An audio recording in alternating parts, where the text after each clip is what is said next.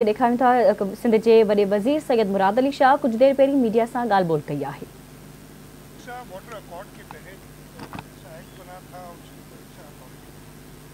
इसका मकसद ही यही था कि एक इंडिपेंडेंट अथॉरिटी हो और इस पे वफाक का कोई असरअंदाजी उस पर ना हो। इसी वजह से उसमें 5 मेंबर हुआ करते थे। हर सूबा एक मेंबर नॉमिनेट करता था और वफाक की तरफ से एक नॉमिनेशन आती थी और उसकी चेयरमैनशिप भी रिवॉल्व होती थी इन 5 मेंबरों के दरमियान।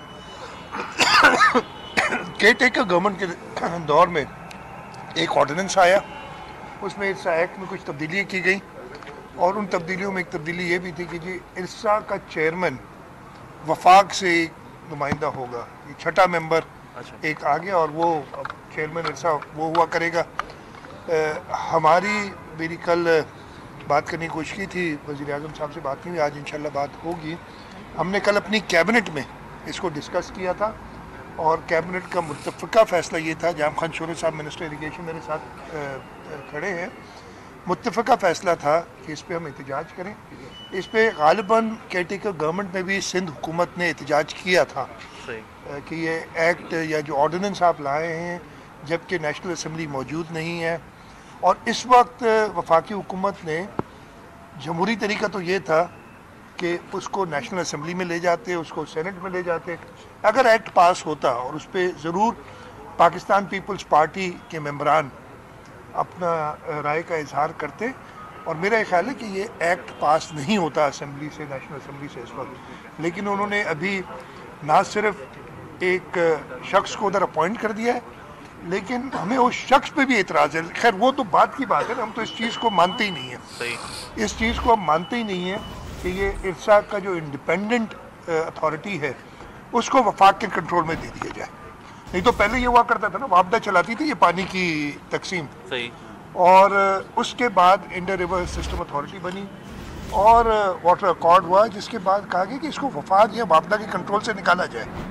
और वापस 1951, मुझे हैरत ये है कि PMLN की हुकूमत ही थी 1991 में जिसने ये वाटर अकॉर्ड बनाया था।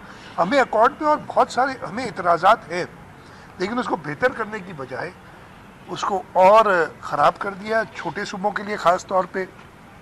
और इसमें एक वक्त में तो ये भी हुआ था कि वफाक का जो नुमाइंदा होगा वो भी छोटे सूबों यानी छोटे नहीं बल्कि जो टेल में सूबे हैं, सिंध या बलूचिस्तान, और प्राइमरली सिंध इरिगेशन का इस्तेमाल ज़्यादा करते हैं तो सिंध से होगा, वो भी ख़त्म होगी बात।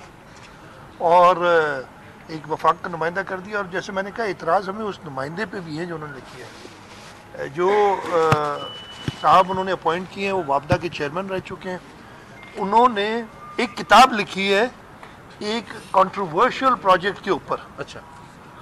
एक ऐसा प्रोजेक्ट जिसको 3 सूबों की असेंबलियां रिजेक्ट कर चुकी हैं, और इस शख्स ने उस कंट्रोवर्शियल प्रोजेक्ट की हिमायत में, क्या नाम है उस प्रोजेक्ट का? कालाबाग डैम भाई। मतलब क्या, मतलब मैं कोई छुपा नहीं रहा, जफर महमूद नाम है बंदे का। मियाँ शहबाज शरीफ साहब ने ऑर्डर किया है। मतलब नाम मुझसे पूछेंगे तो सब बताऊंगा आपको। तो ये इस पे शदीद एहतजाज सिंध हुकूमत का है। जैसे मैंने कहा, मैं प्राइम मिनिस्टर साहब से बात भी करूंगा। हमने अपनी जो नेशनल असेंबली में, कल जाम खान शोरो साहब ने नेशनल असेंबली में हमारी जो पार्लियामेंट्री पार्टी है उसको भी आगाह किया है। नेशनल असेंबली में भी कल इस पे बात हुई है। और ये किसी भी सूरत हमें काबिल कबूल नहीं है। अच्छा शाह साहब, ये बताइएगा, सवाल से आपने बात की, लेकिन अब तक सिंध में अमन अमान की जो सूरत है वो बेहतर नहीं हो रही। कब तक सिंध के लोग देखिए, कल हमारी कैबिनेट फॉर्म हो रही है, होम मिनिस्टर भी आ गए, हमने कुछ अफसरान के लिए लिखा भी है और इंशाल्लाह ताला वो आ जाएंगे तो उस पर हम काम करेंगे। मैंने आप लोगों से पहले भी कहा था कि अमन अमान की सूरत हाल, मैं ये नहीं कह रहा कि हमारे ज़माने में कोई बहुत अच्छी थी, मैं कभी ये बात नहीं की, लेकिन पिछले 6 महीने में, और वो खुद एक्नॉलेज करते हैं कि ज़्यादा ख़राब हुई ये केयर टेकर के टाइम पे। और हमें इंस्पेक्टर जनरल पुलिस ने भी ब्रीफिंग दी है, कल मैंने कैबिनेट को भी ब्रीफिंग दिलवाई थी लॉ एंड ऑर्डर के ऊपर, और यही बताया था कि ख़ास तौर पे पिछले 3-4 महीने हालात ज़्यादा ख़राब हुए और इंशाल्लाह ताला हम हमारी पूरी कोशिश होगी, सबसे पहली तरजीह अमन और अमान है और उसको बाहर। अच्छा शाह साहब, ये इसके साथ जो आपने एक इस का जिस तरह हक तलफी हुई है, इसी तरह एनएफसी वार्ड में भी सिंध के साथ मुसलसल हक तलफी हो रही है, तो इस हक के लिए उनको भी आप झंझोड़ेंगे कि भाई अब ये हमारा एनएफसी अवार्ड पे तो हम वक्तन फ़ वक्तन जो अपने हिस्से का पैसे होते हैं तो वो लिखते रहते हैं और हमें मिलते रहे हैं। वो कलेक्शन ही उनकी वीक है असल में। अब मैं उम्मीद करता हूँ कि कल मैंने सुन रहा था नए फाइनेंस मिनिस्टर को, तो वो कह रहे थे कि टैक्स नेट बढ़ाएंगे और हम अपनी जो टैक्स की इनकम बढ़ाएंगे। हम यही चाहते हैं ताकि सूबों को अपने जायज़ हक मिले। उनकी कलेक्शन कम होती, जहाँ तक अरियर्स का ताल्लुक है इस वक्त भी कुछ अरियर्स है और उस सिलसिले में मैं उनसे लिख रहा हूँ। ये बता दीजिएगा शाह साहब, ये बता दीजिएगा अकरम, एक मिनट शाह साहब, शहबाज शरीफ की हुकूमत आपके वोटों पर खड़ी है, पीपल्स पार्टी के वोटों पर। उन्होंने आते ही आपके साथ इतनी बड़ी ज्यादती कर दी, इरसा में चेयरमैन अपना लगा दिया, पानी का मसला सर पर होगा। तो ये तो शुरुआत है, आगे क्या होगा अब इस हवाले से क्या कहेंगे? और ये इत्तेहाद आप समझते हैं इस तरह अगर ये देर पर चल पाएगा? मैं चाहे शहबाज शरीफ हो चाहे इमरान खान का 3.5 साल दौर हो, सिंध हुकूमत, पाकिस्तान पीपल्स पार्टी की सिंध हुकूमत सिंध के लोगों के वोटों से जीत के आई है और हम कभी कोई भी ऐसा काम होगा उस पर एहतजाज करेंगे और इंशाल्लाह ताला उसको वापस भी कराएंगे।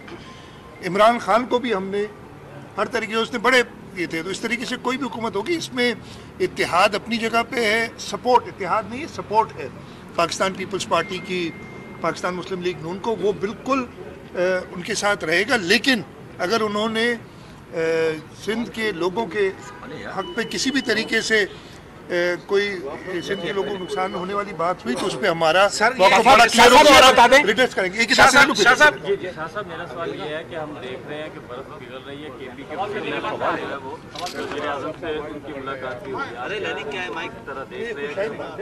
कुछ शायद बात है, मैंने आपको बताया था जब 2016 में मैं चीफ मिनिस्टर बना था पहली बार, उस वक्त पाकिस्तान मुस्लिम लीग नवाज़ की हुकूमत थी, मियाँ मोहम्मद नवाज़ शरीफ साहब प्राइम मिनिस्टर थे और उस वक्त पीपल्स पार्टी और PMLN के ताल्लुकात बहुत ख़राब थे। सदर जरदारी मुल्क से बाहर थे, तो मैंने उस वक्त सदर जरदारी से चीफ मिनिस्टर का ओथ लेने के बाद पूछा कि मैं किस तरीके से काम करूं वफाकी हुकूमत से। तो भाई तुमने तो काम करना है उनके साथ, तुम इमीडिएटली प्राइम मिनिस्टर से टाइम लो और सिंध के लोगों की बेहतरी के लिए काम करो। मैं उम्मीद करता हूं कि अली अमीन गंडापुर साहब भी एक ऐसे माहौल में जाएंगे जहां पे कोई ऐसी बात ना हो कि इख्तलाफात और बढ़े। हाँ, अपने हक के लिए मैं अली अमीन गंडापुर साहब को भी कहूँगा, अपने लोगों के लिए, वो किसी पर्सनल नहीं, मैं ये नहीं कह रहा मैं। और जब मैं मिला था तो मेरी कोई ये बात नहीं हुई थी और ये रिकॉर्ड में है कि जी कोई जरदारी साहब को रिलीफ दी जाए या उन्हें वापस आने दिया जाए। मैंने उस वक्त भी, और वो रिकॉर्ड पे है, बातें की थी जो सिंध के इशूज थे उनके ऊपर। शाह साहब, मेरा सवाल ये है कि तीसरी मरतबा जब आप वज़ीर आला मुंतखब हुए तो हालात आपके लिए बड़े साजगार हैं, वफाकी हुकूमत की आपका है, यहाँ इंतजामिया भी चीफ सेक्रेटरी आपके पसंद का आ गया है, अपोजिशन भी कमज़ोर है, तो बेहतर डिलीवरी के हवाले से आपके पास क्या एक मतलब है? इंशाल्लाह ताला पहले भी डिलीवरी अल्हम्दुलिल्लाह, मैं ये नहीं कहता कि हर चीज़ हमने कर दी थी, लेकिन हमारी डिलीवरी का जो लिटमस टेस्ट है वो यही है कि आप देखें कि पाकिस्तान पीपल्स पार्टी ने सबसे ज़्यादा सीटें, जब भी हिस्ट्री रही है 2/3 मेजॉरिटी मिली है, लेकिन इससे लोगों की उम्मीदें और बढ़ गई हैं। चाहे हालात साजगार हों या ना हो, हमने डिलीवर करना है। और पीपल्स पार्टी की लीडरशिप, चेयरमैन बिलावल भुट्टो जरदारी साहब, प्रेसिडेंट आसिफ अली जरदारी साहब की हिदायत हमेशा यही होती है। तो हम सिंध के लोगों के बहुत शुक्रगुजार हैं और उसके साथ साथ ये भी बता रहा हूँ कि एहसास भी है कि उनकी उम्मीदों पे हमने पूरा उतरना है। तो जैसे भी हालात होंगे, आपने कहा साजगार है, मैं तो हमेशा बड़ा ऑप्टिमिस्ट आदमी हूँ। हालात कैसे भी होते हैं, इमरान खान के साथ भी 3.5 साल बिल्कुल ठीक गुजारे। शाह साहब ये बताएं कि आप तो कह रहे हैं कि हमें आवाम, लेकिन जिस दिन भी आपकी हलफ बर्दारी होती है, सदर की हो, आपकी हो, आप 45 वाले नहीं, तो ये आपका जाली मैंडेट कब तक चलेगा? मैंने अच्छा एक सेकंड, मैं इतराज कर रहा हूँ आपके इस लफ्ज पे। आप वो कह रहे हैं ना, आपने अपनी तरफ से सवाल किया, मैं इसलिए एहतजाज करूंगा। अच्छा, मैंने असेंबली के फ्लोर पे, आपको याद होगा पहले दिन कहा था कि हमारी तरफ जितने एमपीएस बैठे हैं उनके फॉर्म 45 की जिम्मेदारी मेरी है, दिखा दें एक भी। अगर उनको कोई इतराज है तो जाए इलेक्शन कमीशन। और जिस जमात, मुझे नहीं पता आप किस जमात की बात कर रहे हैं, इसलिए कि इस वक्त अच्छा उसकी बात कर रहे हैं यार, उसने बंदे कितने खड़े किए थे उन्होंने, लोग चले उसकी भी बात कर लें। उन्होंने पूरे सिंध में जो सुन्नी तहरीक आप इंडिपेंडेंट थे उस वक्त, लोग कितने खड़े किए थे। वो तो कभी हुकूमत बनाने के इरादे से ही नहीं आए थे, उन्हें पता था वो हार रहे। मेरा ख्याल है जीडीए ने पूरे सिंध में 130 सीटें होती हैं, मैं कहता 30 से ऊपर के उनके नुमाइंदे खड़े नहीं थे। इसी तरीके से जो इंडिपेंडेंट जो अब सुन्नी तहरीक है या पता नहीं पीटीआई है, जो भी है, उनके भी 50-60 से ज़्यादा लोग खड़े नहीं थे। तो वो तो कभी हुकूमत बनाने के मूड में ही नहीं थे, वो तो हारने के लिए खड़े हुए थे इलेक्शन। इसलिए कि उन्हें पता, कोई भी इलेक्शन हारने के लिए नहीं खड़ा होता, लेकिन उन्हें पता था कि वो हारेंगे। उन्हें बड़ी अच्छी तरीके से पता था। मैं अपनी कॉन्स्टिट्यूंसी की बात बता रहा हूँ, मेरे पास 169 पोलिंग स्टेशन थे। अच्छा, मेरे पास जीडीए का नहीं था, वो फिर इत्तेहाद हो गया था, पता नहीं क्या, उनको खुद नहीं पता था, वो निशान एक बताते थे, लोग खुद परेशान थे। 169 पोलिंग स्टेशन है, मेरे ख्याल है 19 या 20 पे उनके कोई लोग थे मौजूद जो लोगों को गाइड कर रहे थे। 150 के करीब पोलिंग स्टेशन पे उनका बंदा ही मौजूद नहीं था, और अब वो कह रहे हैं फॉर्म 45 जो भी कह रहे हैं। तो ये आप लोग मुझसे बेहतर जानते हैं कि एक शासन में खत्म करूं कि सिंध के लोगों ने पाकिस्तान पीपल्स पार्टी को ओवरवेलमिंगली सपोर्ट किया। हमें खुद कुछ जगहों पे इतराज़ात हैं और हम उसके लिए प्रॉपर कोई और तरीका नहीं कर रहे। हम एक प्रॉपर तरीका इलेक्शन कमीशन में या फिर ट्राइब्यूनल्स में जाने का वो करेंगे। अच्छा शाहजाब, रमजान पैकेज देने का ऐलान किया गया है, 5000 फीसद को देने, ये नाकाफी नहीं है? 5000 इतनी महंगाई के दौर में, और अभी तक मैसेज भी नहीं आया। मैं बताता हूँ, नहीं आ जाएंगे, मैसेज आ जाएंगे। पिछले साल 2000 रुपये, इस 5000 पे तकरीबन 44 लाख लोग, 44 लाख खानदान, यानी जो 60% बनते हैं सिंध के सूबे का, और इसकी टोटल कीमत जो है वो 22 अरब रुपए से ज़्यादा है।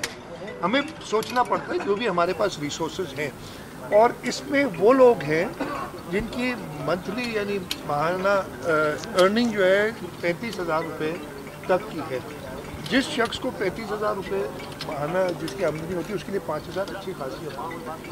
मुझे पता है कि ये इस महंगाई में काफ़ी नहीं है, लेकिन ये हुकूमत की तरफ से सपोर्ट है कि ये बाबरकत महीने में उन्हें जितनी रिलीफ दे सकें वो हम दें।